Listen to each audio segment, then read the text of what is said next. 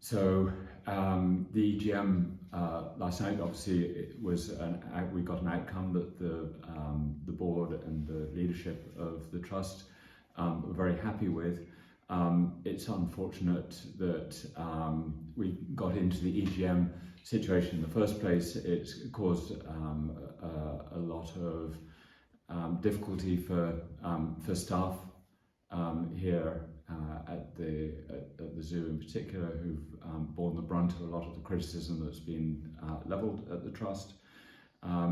But we're very pleased with the outcome last night, and it enables us to focus on the future and on the new strategy that we're going to start putting together in coming months to increase even further the impact that the trust has around the world. Obviously, some concerns have been sort of raised over the past few months that you're taking really seriously, others that are a bit rubbish. What are your priorities? What are you sort of looking to tackle as a priority? All the concerns that have been raised with us are ones that we've taken seriously. Our priority right now is on healing the differences of opinion, addressing the differences of opinion that have arisen between groups of members to some extent, here within the staff of the zoo to some extent, and just bringing everybody together again behind the Trust's charitable mission.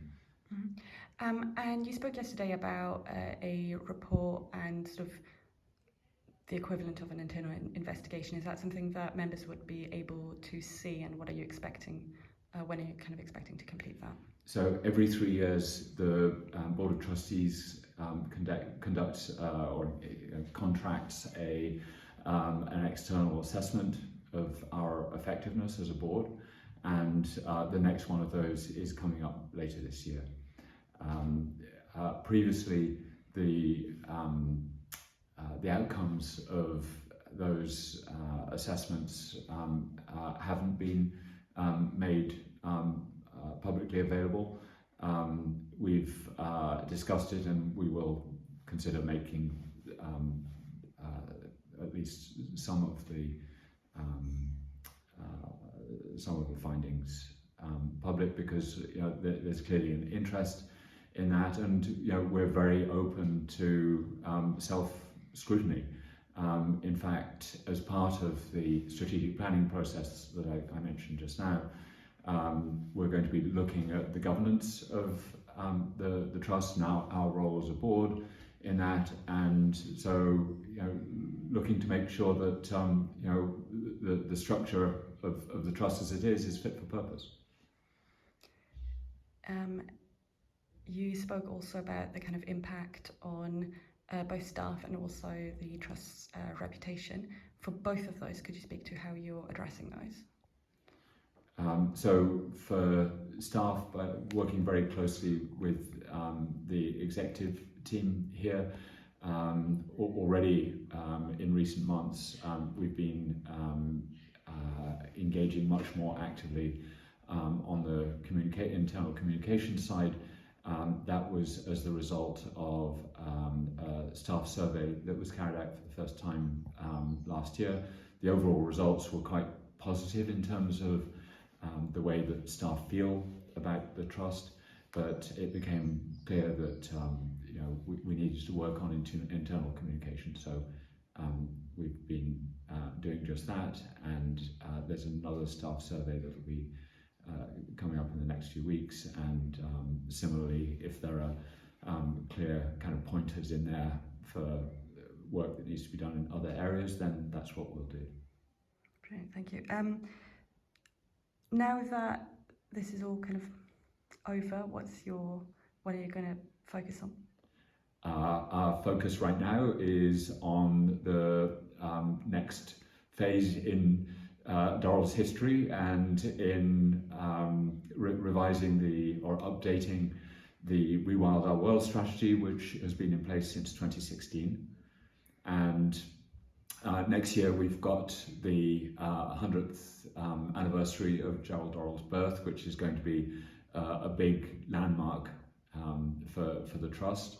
And so over the course of this year, the rest of this year, next year, will be with the participation of staff across the Trust, updating the strategy and just kind of putting a roadmap in place for the next 10 years. Yeah. You talk about the Rewild Our World strategy. Are you going to be taking into account the concerns and feedback that you have heard in that planning? Absolutely. The board and the leadership of the Trust,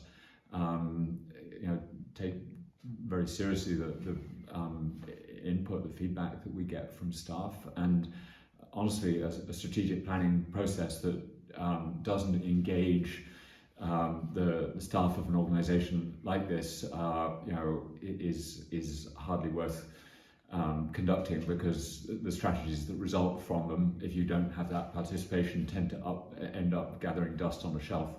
But in this case, we intend to make sure that staff are fully engaged in the process.